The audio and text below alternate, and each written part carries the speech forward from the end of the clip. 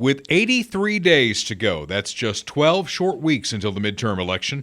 The two big issues we'll explore are, of course, the raid at Mar-a-Lago, immigration policy, as Texas Governor Greg Abbott is spreading the pain of Biden's border policy to so-called sanctuary cities. We dig deep on those two issues, plus the news of the day on this week's episode of Dale Carter's America.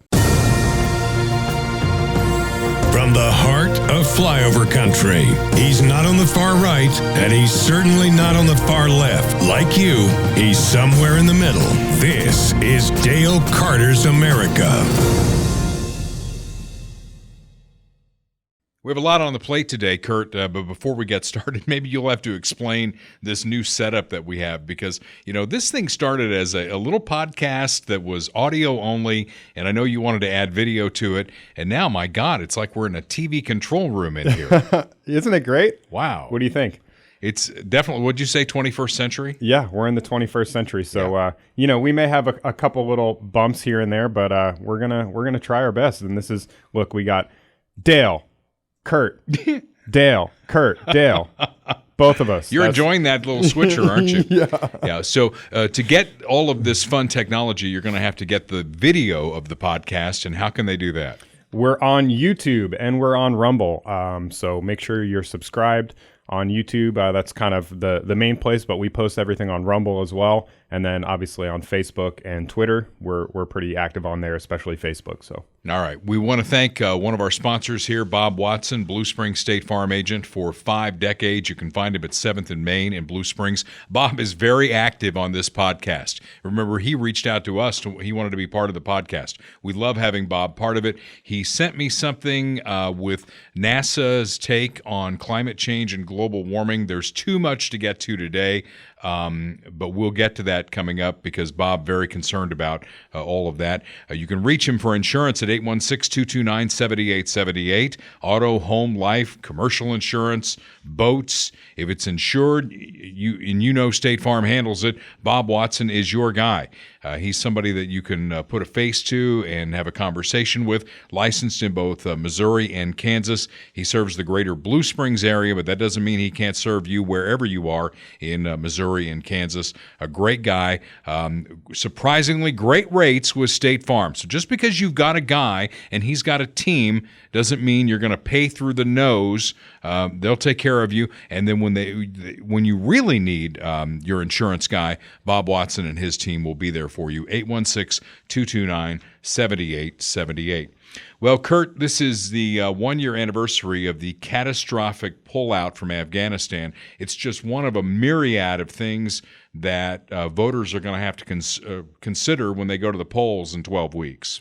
Yeah, and it's been, a year, so I'm sure that the Biden administration is trying to get us to forget about it already. But a lot of people haven't forgotten about it, especially those who are actually in the military or military veterans. They're really, I think that's going to be weighing heavily on people's minds, not only in the midterms, but when we get to 2024 as well. Yeah.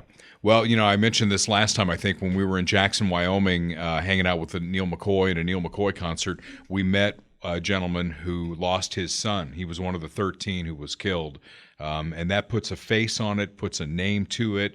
And that guy carries around a card with him with all 13 names of those service members who were killed in that botched pullout led by President Joe Biden. So something to consider there. It's a big day in a couple of states. The primary season rolls on. And I know you, Kurt, have been looking forward to this day for a long time. Liz Cheney is on the ballot in Wyoming. They only have one congressperson out of Wyoming. And right now it's Liz Cheney who has led the fight against Donald Trump. And I'm telling you what, you pick a fight like that, there might be blowback, and I think there will be blowback today for Liz Cheney. She's really the only congressperson from Wyoming? Yeah, they only have one. Oh. Montana gets one, and Alaska gets one. We'll talk about that coming up here in just a second. As you know, the House of Representatives is based on population, and Wyoming, Montana, Alaska are 3 states that have relatively small populations. Right. There is a Trump-backed candidate, Harriet Hageman. It's also an open primary, which is an interesting thing. I don't know how many Democrats there are in Wyoming, but there's a school of thought that they are going to go in and vote for Liz Cheney to put her on the November ballot. Yeah, and we've got some very special endorsements that that Liz Cheney has been getting. So the first one, which we've all become very familiar with, our favorite, Mr. Al Franken here. Yeah. Al Franken endorsing a Republican in Wyoming. You got to love that. And you may remember that he got booted out of the Senate, actually had to resign in disgrace. You're showing the picture there of the sleeping person that Al is, giving her a massage. I think a chest massage. Is that what you would call that? That's the technical term, yeah. Yeah. He's trying to help. And he's looking back at the camera like, look at me. I'm a 12-year-old. Right. Yeah. And then we have, who else do we have? Oh, we have the actual video from Dick Cheney himself, which I thought was very interesting. Yeah. Which maybe we can watch this real quick. In our nation's 246-year history, God, there he looks has terrible. never been an individual who is a greater threat to our republic than Donald Trump. He tried to steal the last election using lies and violence to keep himself in power after the voters had rejected him. He is a coward. A real man wouldn't lie to his supporters. He lost his election, and he lost big. I know it, he knows it, and deep down, I think most Republicans know it. Lynn and I are so proud of Liz for standing up for the truth, doing what's right, honoring her oath. The dramatic music is really what kidding. makes Many it. in our party. I think you've seen enough of that. That's fine. Move on. Would it be correct to say that Dick's got a hard-on for Donald Trump? That might be appropriate. Yeah, that might be appropriate. I mean, we've mentioned this before, but I think we had compared Kamala Harris to Dick Cheney, and Kamala has a lower approval rating than Dick Cheney after the Iraq War and after he shot someone in the face. So That says something, doesn't it? it's not exactly a strong endorsement, even though he's your dad, but Well, and going up the coast there to Alaska, where they've got a primary today as well, Republican Senator Lisa Murkowski, who voted to convict former President Trump at the second impeachment trial, she is running against a Trump-backed candidate for her seat on that primary. And then you remember Sarah Palin. yeah, of course. Sarah was the governor of Alaska, and now she is running in the primary for Alaska's only U.S. House seat. So that might be interesting. She might be headed to Congress. Yeah. People were always hard on her. I mean, she's a little dull, I guess, but she's not the worst. You know what? When she made her acceptance speech at the convention, I don't know if you know this or not, but the teleprompter broke Oh, really? during her speech.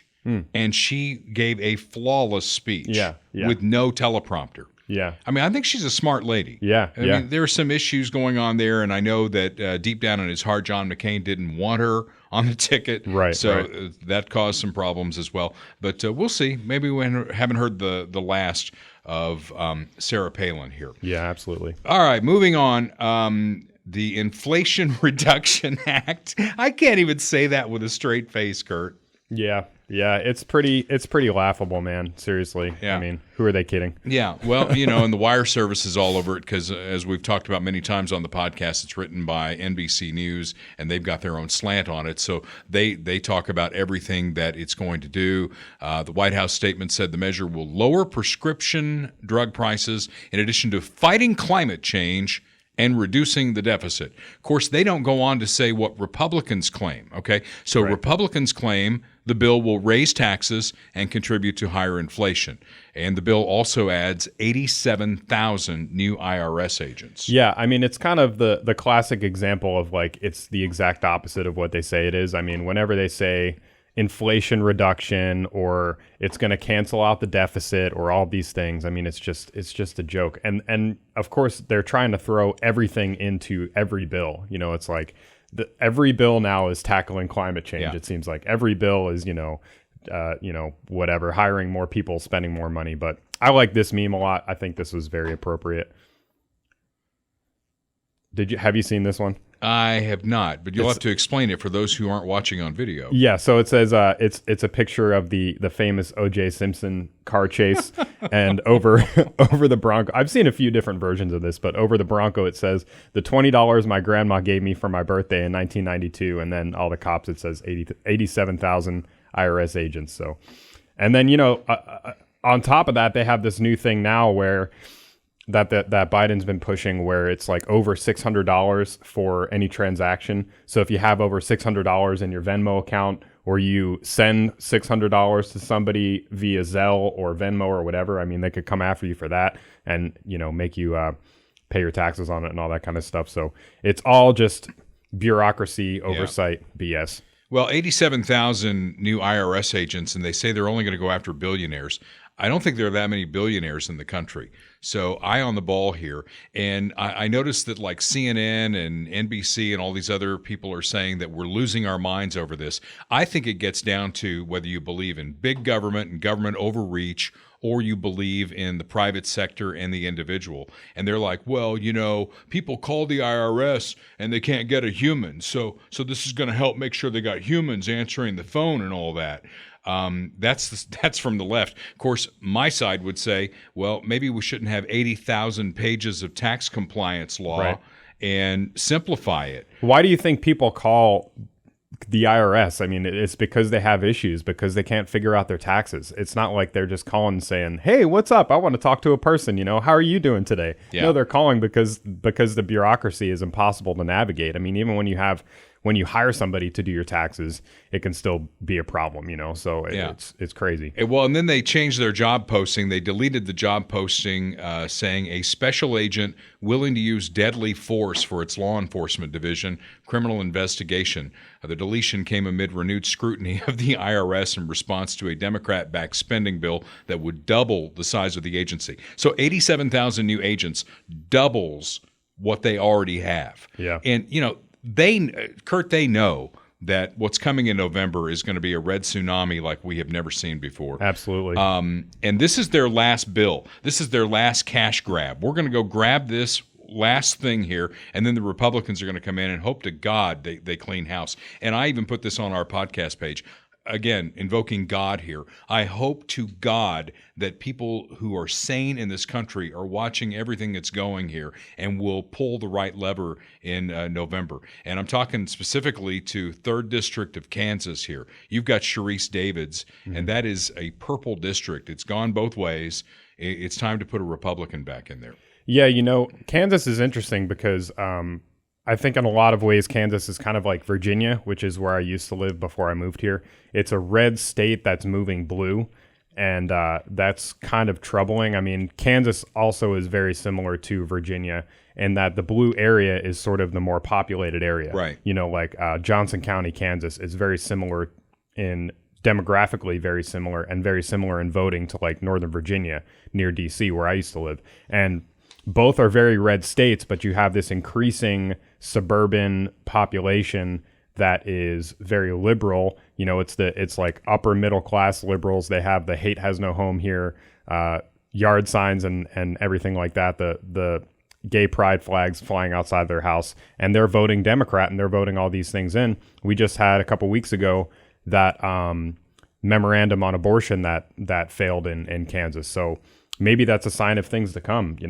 Who knows? Maybe they'll keep electing Democrats. We'll see. When we get into immigration here later on in one of our deep dives, something I want you to keep in mind as you listen to it. It's called policy meets consequences. Just think of that. Keep that in the back of your mind. Policy meets consequences, because we're going to talk about that when we get into immigration. Next up in the news, Russia and North Korea have signed a new partnership. Is that troubling at all? Yep. And this is, against a backdrop of Nancy Pelosi going to Taiwan, picking a fight with the Chinese that I'm not sure we need to be picking at this point. China circling Taiwan. Russia and North Korea getting together in an alliance against the West. You've got a nut job running North Korea, and you've got an absolute dick running Russia. That's why we have the song, Putin is a dictator. Right. Because he is.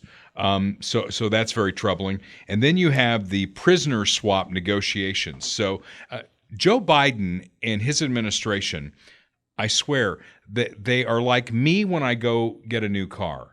Okay, I had new car fever a few weeks ago. Did I talk to you about that? Yeah, you did. You decided against it. I decided against it, but I had new car fever.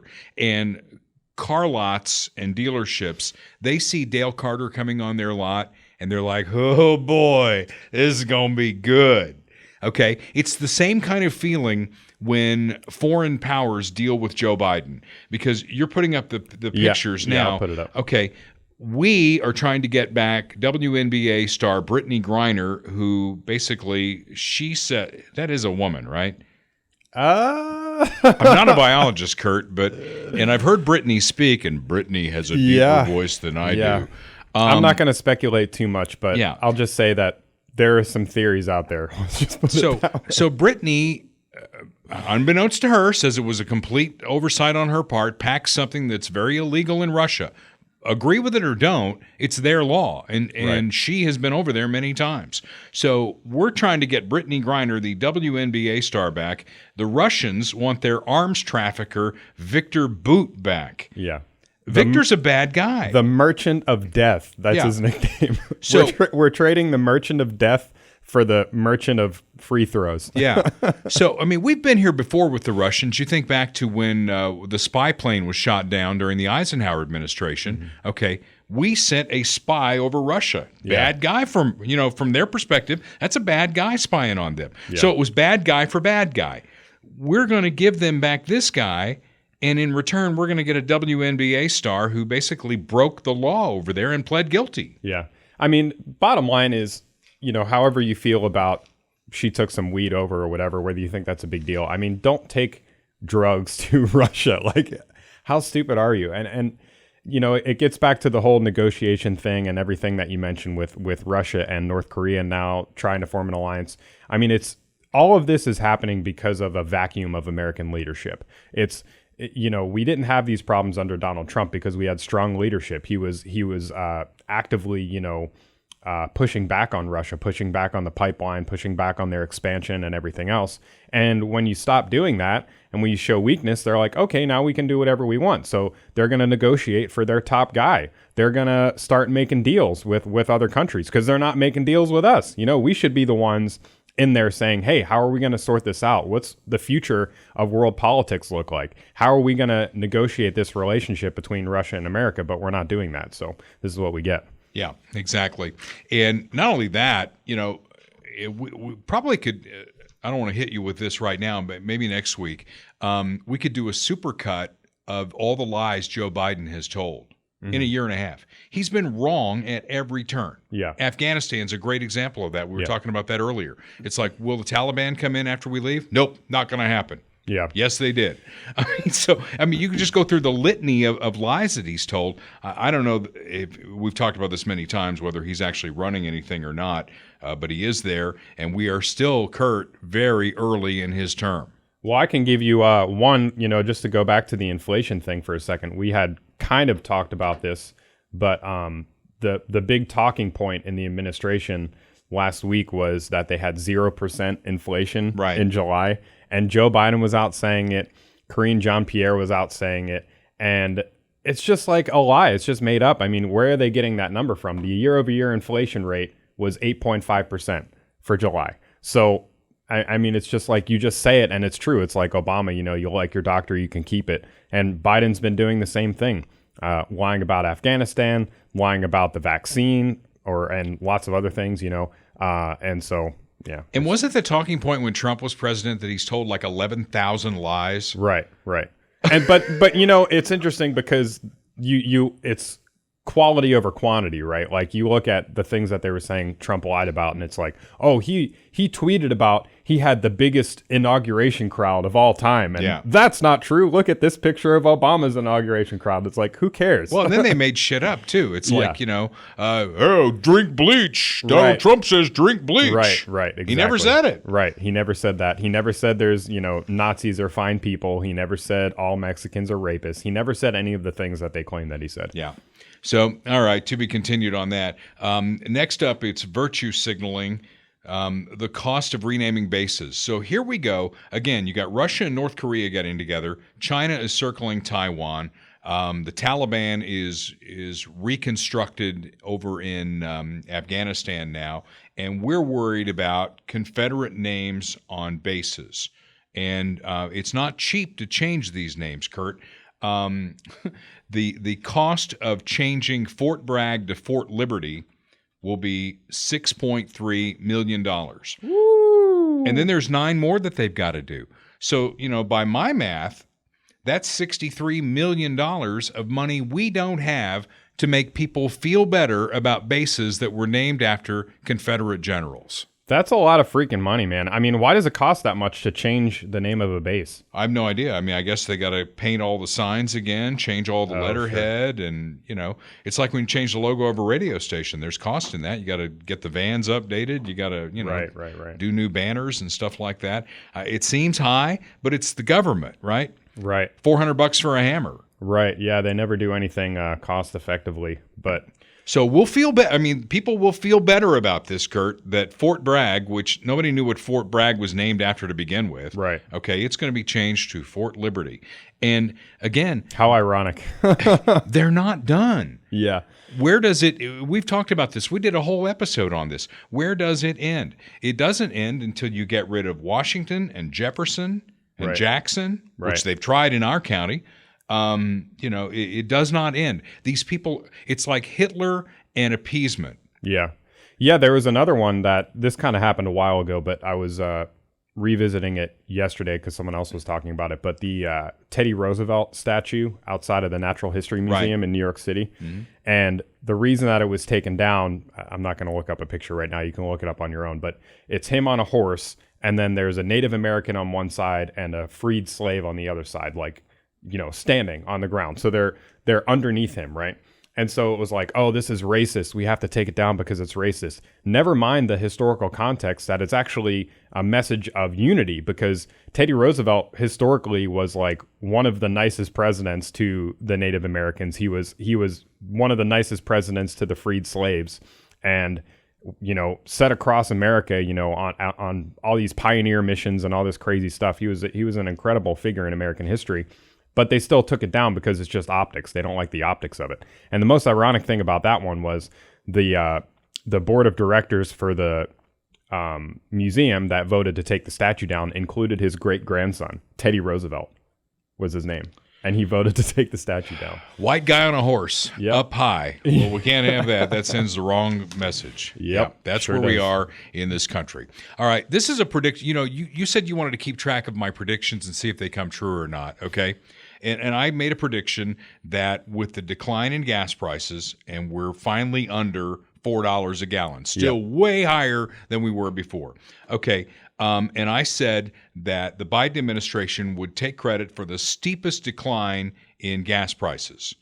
And they have done just that. They put up a big sign in the briefing room with John Pierre, is that her name? John Pierre? Corrine Jean-Pierre. Something or other, I don't know. Yeah. Anyway, they put up a sign that said, it's the steepest decline in the history of gas prices. Yep. This is a great clip, too, that we can watch of Peter Doocy has just been all over everyone. He's the only one asking any questions. Yeah, so let's check this out. Why is the president bragging today about gas prices?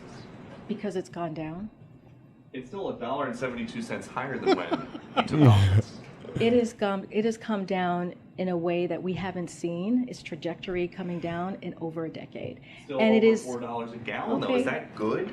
You want to talk to a nurse or a teacher or a firefighter if having that little bit of breathing room doesn't matter to Are them? nurses and teachers and firefighters saying gas prices are only $4.11? I'm saying this is great. I'm saying that even that little bit of breathing room matters to families, especially during this summer when people are traveling, when people are trying to do what they can for their families. I mean, they're just taking every little tiny victory that they possibly can. Well, and they have to, because they've got nothing, and we're going to get into that with the whole Trump discussion here again. But I have friends who are Democrats, I know you do as well, and they are all over Facebook saying, thanks, Joe. Thanks for lowering these gas prices. And what I've been saying on the air, I think, is true. I do it with tongue in cheek, and I'm a little bit cynical and all that. But I say, just remember, the White House wants you to know that Biden had nothing to do with the ramp up of prices, but he gets all the credit for down. Right. Yeah, I mean, it's the same thing every time. They want to give credit to their people when they think they deserve credit, and they want to shift blame away from them when they think, it's going to look bad. It's just it's pure called politics. Spin, but my God, it's just laughable in their case. Yeah. Okay, so we have a COVID update before we move on. The CDC and Dr. Fauci now say that we can be closer than 6 feet now. Have you seen that? Yep. And the masks, I guess that's not a big deal either anymore, because Dr. Fauci has given us the sign of the cross, and I don't know, maybe he's Jewish, but he's basically blessed us and said, the guidance has changed on the 6 feet against the backdrop of this. And I know, I got the shot, right? And we had a big debate about that. I did it because my doctor told me it was the right thing to do. That's why I got the shot. A lot of people decided they didn't want to get the shot. They said, the government's not going to tell me what to put in my body. So you have an example of somebody in our president who has been double vaxxed. I think he's been boosted 16 times or something like that. Yeah. And he gets a new boost every morning when he wakes up. And he's had COVID twice. And now the latest news we get is that the First Lady, Dr. Jill Biden, she is also tested positive for COVID. And I'm sure she's had all the shots too. So the shots didn't work. Yeah. I mean, and the masks don't work. So when the history, Kurt, of this is written, and you're a student of history and so am I, when the history of COVID-19 is written, they're going to look at the early stages of this and all the panic and everything that happened and the shot and the masks and all this shit, and they're going to say these people had no clue. Yeah. I mean, some people will say that, but I mean, we have plenty of examples of the government effing things up throughout history, and the mainstream establishment getting things wrong just in the last 10 years, and that doesn't seem to affect most people's point of view, or at least that side of the political aisle's point of view. So I mean, you're going to get revisionist history with this, just like you will with anything else. It's going to be, oh well, they tried their best, oh well, if it wasn't for the vaccine. I mean, you have all these people that are coming out that are double vaccinated, triple boosted, whatever. They get COVID twice, and they still come out and say, oh, well, thank God I got that shot, because if I didn't, it would have been so much worse. Yeah. It's just baseless, totally baseless. Well, we got hit with something that we'd never seen before, and I think science has finally caught up to it. We have therapeutics that work. So COVID-19 does not have to be a death sentence. In fact, it's not a death sentence. It's never been a death sentence. Well, it was for a lot of people who died. For most people. But to this day, and I challenge you, you can go out and see this wherever you go, you will still see people walking on the street by themselves with no one within a block of them, and they got a mask on. Or they're driving alone, and they've got a mask on. Yeah. It's just, what's the word I'm looking for here? Hypocrisy, or just silliness, ridiculous, stupid. Okay. Whatever word you want to throw in there, that works for me. But that wraps up the news, unless there's anything newsy that you want to throw in. I don't think so. I had a few other things here that we're probably going to get to later. So yeah. Okay. So again, we want to thank our sponsors, and that would include Funhouse Pizza in Lee Summit. Propaganda was the word I was looking for, Oh, Kurt. yes. There's a lot of propaganda on COVID. Yes. Funhouse Pizza in Lee Summit and Blue Springs, there's no propaganda here. They've got amazing pizza on 50 Highway in Lee Summit and 7 Highway in Blue Springs. Jim Dingman rang me up last week, and he said, hey, if I still have sponsorship opportunities on your deal, and I said, Jim, you're paid up through March of 2023. So we're always going to talk about Jim Dingman and Funhouse Pizza. But he just reiterated, Kurt, something that you said in the last episode. He needs people. Yeah, absolutely. And I mean, you can go to his Facebook page, and he's got now hiring, all over the place. So And definitely they do fun contests a lot, for folks who come in for pizza and all that. And I know the Chiefs are about to ramp up again. And Jim's always got Chiefs tickets. He's got the best concert tickets that he gives away. He buys them and he gives them away at Funhouse Pizza. So take the family to Funhouse Pizza, Blue Springs on 7 Highway, and Lee Summit on 50 Highway. Jim Dingman, a friend of this program. We love having him on board. And Jim, we're going to be talking about you through at least March of next year, and then we want you to up with us, right? Yeah, absolutely. He's been great, and we're hoping to do another live recording at some point. Sometime this fall. Will you take all this gear with you too? Yeah, it's going to be a little bit different than it was last time. So, all right. Yeah.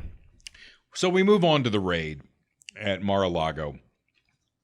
Unprecedented in U.S. history that a former president, it's like Donald Trump has unprecedented event, and Donald Trump seem to go hand in hand here. Mm-hmm. But let's look at the Democrat playbook again. I know I've said this on other episodes, but we should do a printed piece on this, because it's our deal, right? Yeah. The Democrat playbook. They only have 5 plays. Sometimes we can add a 6th if you can come up with it, but 5 plays. And any answer to any question falls under one of these.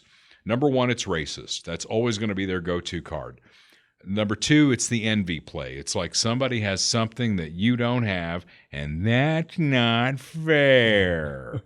Climate change, global warming, interchangeable. That's play number 3 that they run.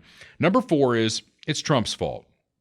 And then number 5 is nothing to see here, nothing to see here. And you could say that there are elements of plays 4 and 5 in this because they have nothing else. They cannot go to the voters this fall. In fact, I saw a Sharice Davids ad on TV just blasting, what's the young lady's name she's running against? I don't know. We'll look that up. I don't I don't vote in Kansas, so I don't know. But it's Sharice Davids' commercial, and it has nothing to do with anything that she has done in Congress. Amanda Atkins, that's who it is. It's basically Amanda Atkins is a terrible person. Amanda Atkins did this. Amanda Atkins did that. Now, as a voter, I want to know what the hell you did. Right. You know, if You've I'm been in Congress for you've been in a long Congress. time. Yeah. What the hell have you done? She can't point to anything that she has done because the Democrats have nothing they can point to. Yeah. Other than gas prices coming down from policies they had that ramped them up. Right. Gas prices coming down from, 150% over where they were when Biden took office to 125% over where they were when Biden took office. So how convenient, that the FBI raids Mar-a-Lago, right?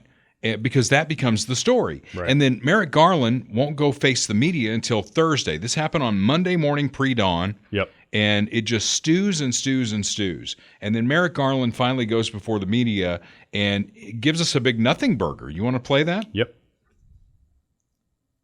Just now, the Justice Department has filed a motion in the Southern District of Florida to unseal a search warrant and property receipt relating to a court-approved search that the FBI conducted earlier this week. That search was of premises located in Florida belonging to the former president. The department did not make any public statements on the day of the search. The former president publicly confirmed the search that evening, as is his right. Copies of both the warrant and the FBI property receipt were provided on the day of the search to the former president's counsel, who was on site during the search. The search warrant was authorized by a federal court upon the required finding of probable cause. The property receipt is a document that federal law requires law enforcement agents to leave with the property owner. The department filed the motion to make public the warrant and receipt in light of the former president's public confirmation of the search, the surrounding circumstances, and the substantial public interest in this matter. Yeah, and then he goes on to say that he personally approved the raid and everything else. But I mean, even stuff that he said there is very questionable. I mean, he said that the president, that Trump's attorneys, were present and able to witness. That's not, I mean, according to what Trump is saying, that's not accurate. I mean, he was saying that they weren't allowed to be in there. They had to leave, that they were going through Melania's wardrobe and cracking into his safe and everything else, and this whole probable cause thing. I mean, what is the probable cause?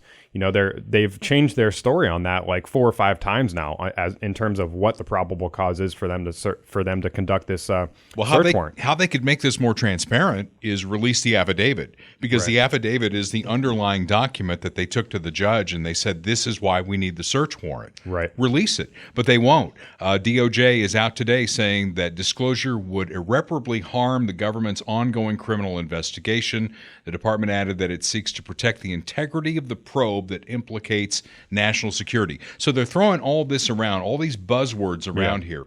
And, when I was a kid, Kurt, there was an old saying, fool me once, shame on you. Fool me twice, shame on me.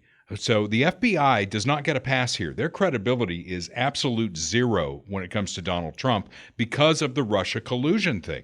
They held that over his head. So now, because they've got nothing else, because they can't promote all the good things that Democrats and liberals have done for this country, Now they got to go after Trump because it's play number 4. So they go after Trump with absolutely nothing. And it's like, we can't really tell you much about this. It's an ongoing investigation. How long will the ongoing investigation go? The cynic in me says it'll wrap up somewhere around November of 2024. The thing, I mean, it's all become very obvious in a sense, like you mentioned the playbook. And I mean, one of the things that they do is whenever the FBI or the feds don't want the public to see something, they say, well, it would hamper an ongoing investigation. We don't want anyone to see it. You know, it wouldn't be appropriate to release the affidavit in this case. Well, they got a Trump-hating magistrate to approve the thing, who has been all over social media trashing Donald Trump. You're talking about the judge that approved the search warrant? Yeah. It is also a former defense attorney for Jeffrey Epstein's team. Yeah, that makes all the sense in the world. Like, I mean, you can't make this stuff up. It's like supervillain movie level stuff. But I mean, you know, reality is crazier than fiction sometimes. Well, and to that point, you know, I was listening to my friend Gary McNamara on Red Eye Radio on Westwood One. And he had a conspiracy theory, and I caught about half of this, so I don't know what the background on the conspiracy theory was. But basically, that Donald Trump thought he had an FBI spy at Mar-a-Lago. And so in front of this person he thought was a spy, he had a conversation with his son, Eric, and he started talking about classified documents. And, oh, by the way, we got a new safe. Right. And if that's true, if any of that is true, Donald Trump is playing chess and everybody else is playing checkers. He's playing multiple level chess. Yeah, 4D chess is what they say. I got 4D chess. I'm way ahead of them. Because, well, think about this. Because, you know, guys like me, okay, people like me, not as red blood Republican conservative as you are. You always say but that. Where I am, okay, Donald Trump was my 18th choice in 2016. I thought it was a clown show from the very beginning. I voted for him because, my God, him or Hillary? Are you kidding me? Mm-hmm. And I was ready, and I've said that on the podcast. DeSantis is my guy. I'm ready to put all this behind us. Donald Trump, well, what the FBI and the Justice Department and the liberals there in D.C. have done is they've made him relevant again. Yeah. Because people like me are pissed. Yeah, they've totally galvanized the Republican Party and, you know, rallied the troops behind Donald Trump once again. I mean, if there's anything that would have done that, it's something like this. And if there's anything that would remove all doubt that our federal government, especially, you know, the 3-letter departments and agencies, the federal law enforcement arm of the executive branch is totally corrupt, totally political. If there's anything that would remove all doubt, it would be something like this. So it's either, I mean, if you're going to get into, you know, conspiracy theories and all this stuff, it's either they're just really stupid and they're so blinded by their hatred for Donald Trump. There's a lot of that. And their desire to remove him from any chance of running for political office again, that they are just tripping over themselves and making fools of themselves.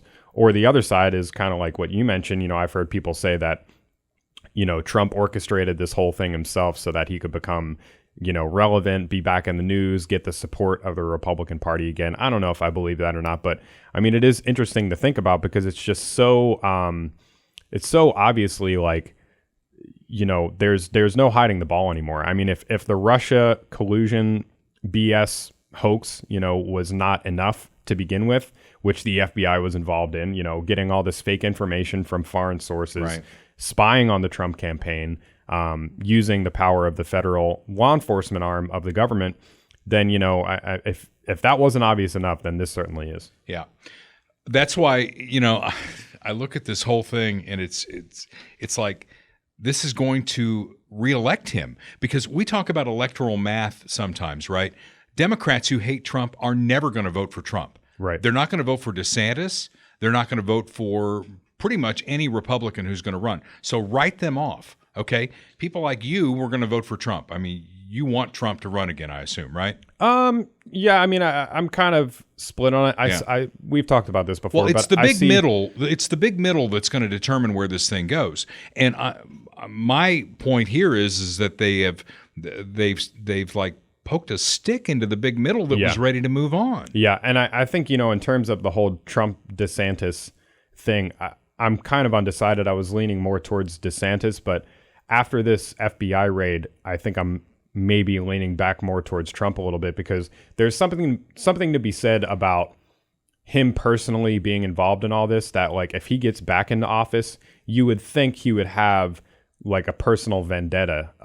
If anyone's going to come in and be a wrecking ball and like just totally dismantle the FBI, which is probably what needs to happen at this point, it would be him, because he's the person who is at the brunt of it, so. Well, I mean, we'll see. What's going to happen? How will Democrats react when, Donald Trump's FBI kicks in the door for Nancy Pelosi and Hillary Clinton and Barack Obama? Yeah.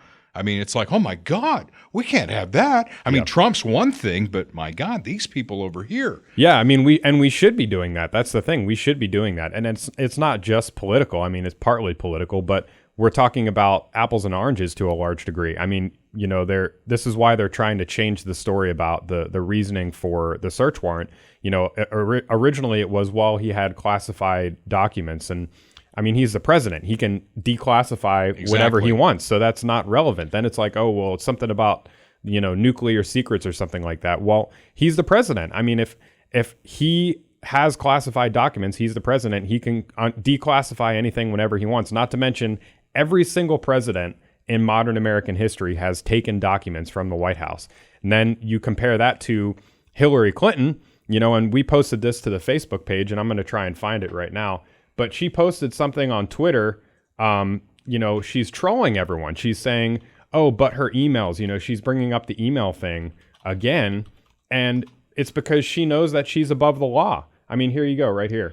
Well, that was criminal, and Comey went out and he said it's criminal, but nobody would ever prosecute it. Right. And she wasn't president. She was Secretary of State. She had no right to have a private server at her house containing classified information, containing, correspondence with foreign leaders and all this stuff. Yeah.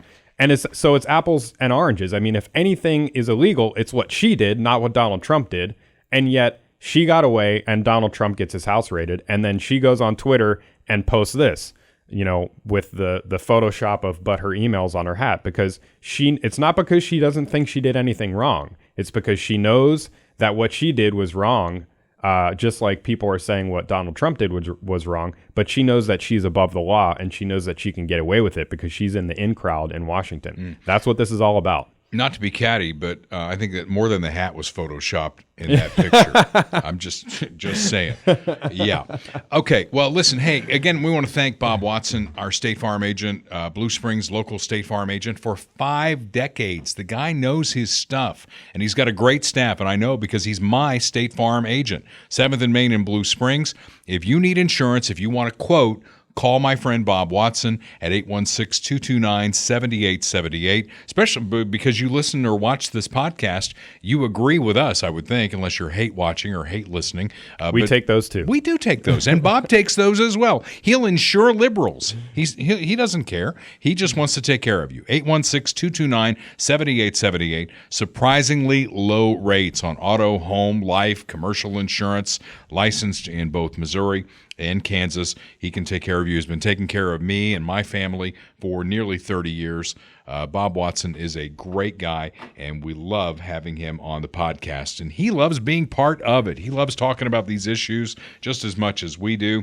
As we move on to the immigration issue, and now with the video podcast too, we got his face up here, so look you can at see that what big it looks like. smile. What a handsome Bob. man, great mustache. Come on. He's still got the mustache too. Yeah. Travis Kelce has one this year too, And I have one. and you have one. Yeah. You don't like mine. My as much. wife won't let me have facial hair. She just said that's not going to happen. All right, well, let's talk about Greg Abbott, because Greg Abbott, and this is what we talked about, policy meet consequences. Do we need to stop? Nope. Okay. Policy meet consequences, because these people in these quote-unquote sanctuary cities and these white upscale liberal neighborhoods never have to deal with the consequences of their policy until now, because Greg Abbott is dealing with a flood on the southern border. There's no question about that. And so what he's doing is he gets thousands every day that are coming across the border. right? So what he's doing is he's sending like 40 at a time on a bus to New York and Washington, D.C. And the liberal leaders of those towns, they're coming unglued. They don't know what to do. Yeah, absolutely. Absolutely. So Eric Adams, the mayor of New York, his response, classic, right? He says, well, you know what we're going to do? We're going to send some New Yorkers down to Texas, and we're going to go door to door and campaign for Abbott's opponent in the upcoming election. How do you think Texans will respond to that? Let's take a listen. Whoa. Where's my mouse? There it is. Do you plan to campaign for the Democrat or get involved in any way in that? I already called all of my friends in Texas and told them how to cast their vote. And I am deeply contemplating taking a busload of New Yorkers to go to Texas and do some good old-fashioned door knocking because we have to, for the good of America, we have to get him out of office. Okay, for the good of America, we have to get him out of office. He's dealing with a failed policy from Joe Biden. He's dealing with thousands of people flooding into Texas. And to make a statement, he's sending some of those people, not against their will, by the way, they want to go to New York. So, and New York's a sanctuary city. Yeah, I was going to say, why wouldn't they want them? New York is a sanctuary city, so, I mean, yeah, that's where they're wanting to go. And if diversity is our strength, if America is a nation of immigrants and, we need to have open borders, what's the problem? And That's what we said before. Muriel Bowser is the mayor of Washington, D.C., where some of them are being sent as well, which I think is just classic. I mean, Greg Abbott is playing this thing absolutely right. She's actually called the Pentagon, right? And we got a Democrat running the Pentagon these days. And she said, I need troops. I need troops in D.C. to deal with this. And he's told her no twice. Yeah, I don't think I have that clip. I have the... what do you got? Well, I have the old one from here. I think we played this one before. The Washington Post reported last week that homeless shelters in D.C. were filling up, and groups are getting overwhelmed by these buses that the governors of Texas and Arizona are sending here full of migrants. How significant illegal is immigrants. This influx? How many people? Well, this is a very significant issue. We have for sure called on the federal government to work across state lines to prevent people from really being tricked into getting on buses. Largely asylum seekers. They're being who are tricked, going Kurt. to final destinations that are not Washington, D.C. You want some candy? I worked Come get some with candy. the White House to make sure that FEMA provided a grant to a local organization that is providing services to folks. But I fear that they're being tricked into nationwide bus trips when their final destinations are places all over the United States of America. Okay, there you go. Well, I don't know that D.C. is a sanctuary city, but San Francisco is. Yeah. Let's send them there. Yeah. California is a sanctuary state. Yeah. Let's just load up California. I think New York is too. I think New York is a sanctuary state. Yeah. So they're getting tricked, though. That's the message. they're getting tricked to go to these places. Yeah. How dare they? In fact, when Donald Trump announces for 2024, I think it's a matter of when, not if. Yeah. I think Greg Abbott would be a good running mate. Yeah, maybe. It's not going to be DeSantis, that's for sure. Yeah. So we have these two leaders of cities going, oh my God, he's sending these people here. What we need next, we need halfway houses built in upscale white liberal neighborhoods. Yeah. Because again, they make all these policy things. They basically think we're just the knuckle-dragging scum of the earth, and they come up with all these things that never affect them, right? They never get close to them. Yep. So let's get them closer to them. Halfway house. Somebody comes out of prison. They should still be in prison because they killed somebody with a gun.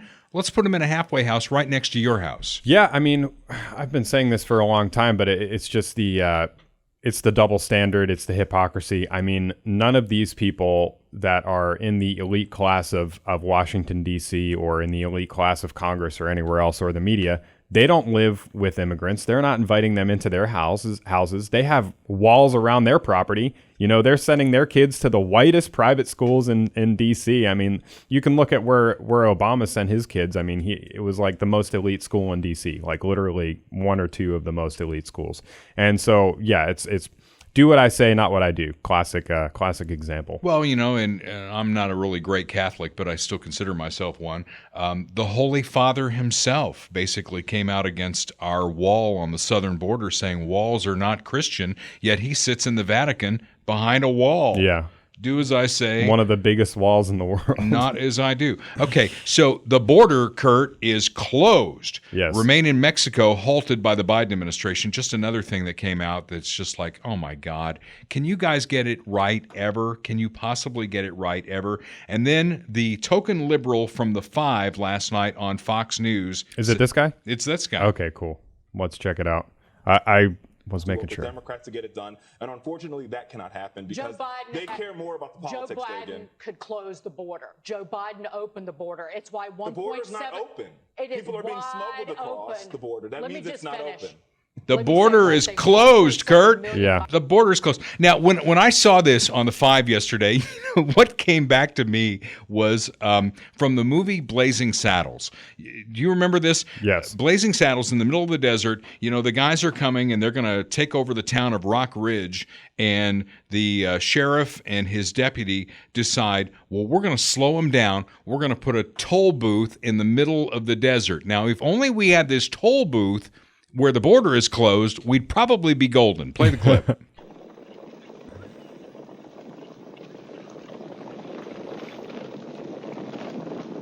I love Blazing Saddles, by the way. Yeah, I need to watch it again. It's a movie that could never be made. Okay, so see them right there? It's like, oh, we can't go there. The Panamanian Thruway? Now what'll that asshole think of me? Has anybody got a dime? Somebody's got to go back and get a shitload of dough. Yeah, classic. Yeah, so those guys wouldn't go around the booth, right? Right. So if we had one of those on the southern border, maybe we'd be okay. It's also funny because he said, no, it's not an open border. They're smuggling them in. The border's not open. They're smuggling them in. It's like, wait, does it matter why does it matter how they're bringing them in? Like, yeah, they're smuggling them in and they're succeeding in smuggling them in. That means that the border's not closed. The scariest part of all this, Kurt, is that there's still about 15% of the population who thinks everything's going great. Yeah. And every day when we get the news, we just see something else that's just that falls into the hypocrisy of what's going on. And I want to leave you with this from our first episode from the television control room of Dale Carter's America. Yeah. Senator Chuck Schumer, the majority leader in the Senate, is declaring war on spotted lanternflies. Spotted lanternflies. And I guess they're a menace, but it seems like when a Democrat says that a species needs to be eliminated, it's okay. Right. But you let a Republican want to build something somewhere where there's a spotted owl, and then all hell breaks loose. I'm going to try and find a different link. But yeah, you can go to New York Post and read about that. That is classic. I mean, seriously. How does and they have no shame, right? Yeah. They were going to build, and this is something that Gavin Newsom, the governor of California, who's a Democrat, was on board for. They were going to build a desalinization plant on the Pacific coast because they've got drought problems in California. So they were going to build this plant to use the Pacific Ocean, which has, I don't know how many gallons of water. A lot. It's a lot, right? And they were going to desalinate it, take the salt out of it, and be able to use it in California. And I guess some animal, which obviously doesn't have the same lobby as the spotted lanternfly. I mean, he looks so cute. Yeah. Is that a boy or a girl? I don't know. We have to ask it. Maybe it self-identifies. Well, true. In the bird world, the brighter the animal, the more chance it's a male. The females are dull, which is not saying anything about women. It's true, though. It's true, though. That's a nature thing, right? I'm not a biologist, but I did learn in school that, like, if it's a bright robin, right, that's a male, and if it's a dull robin, it's a female. Right. Yes. So, yes. Is the lanternfly male or female? That's the question for this week. So do some research, get back to me, and determine whether that little guy that Kurt is showing there, which is why you need to watch the video on YouTube, is a male or a female spotted lanternfly, who Senator Chuck Schumer wants to destroy all of them. And until then, this is Dale Carter's America. The views expressed on Dale Carter's America are Dale's and Kurt Wheeler's. They do not necessarily reflect the views of KFKF or Steel City Media. Comments can be sent to dalecartersamerica@gmail.com. Check back for weekly episodes. Subscribe, spread the word, and give us a 5-star review. Thanks for being a part of Dale Carter's America.